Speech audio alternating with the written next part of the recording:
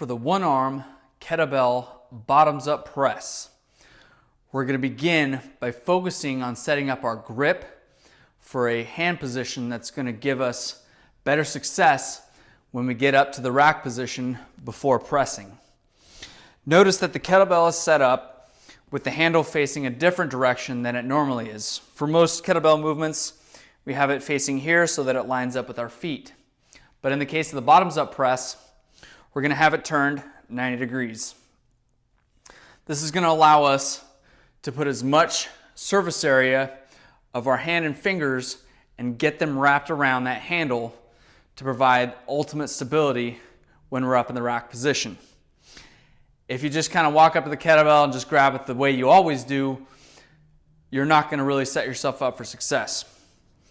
The key difference between the grip on the bottoms up press and a normal kettlebell, any other kettlebell movement, is in the bottoms up press, there's going to be an intentional bend in the wrist, and the kettlebell is actually going to sit right here on the palm as opposed to having a straight wrist and wrapping it so that it's in line with the wrist.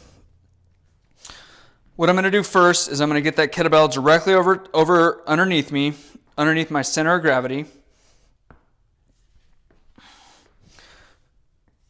It's going to be centered between my feet. I'm going to take my hand that I'm going to be starting off with, and I'm going to place that hand directly over top of that handle, and I'm going to wrap my thumb and fingers around with a bend in my wrist. I'm going to push down my weight on top of that kettlebell, wrap my thumb and fingers around tightly.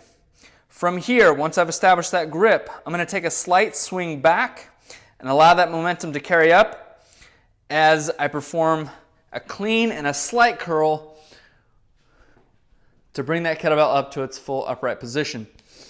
Your forearm is going to stay vertical, and you're going to let your elbow rest on your rib cage. You don't want to have your elbow way out here or off to the side.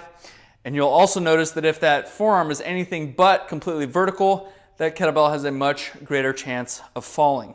It's going to want to rotate to the left or to the right as you bring it up to this position. As you get used to it, feel free to bring your hand up to the bell or the ball of the bell to control it until you can get in a good stable position.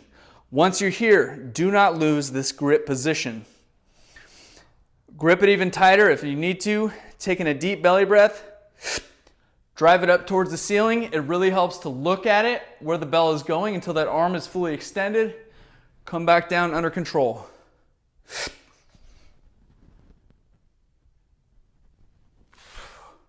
Once you've completed all necessary reps, lower it back down to the hips and then to the floor, under control, and release.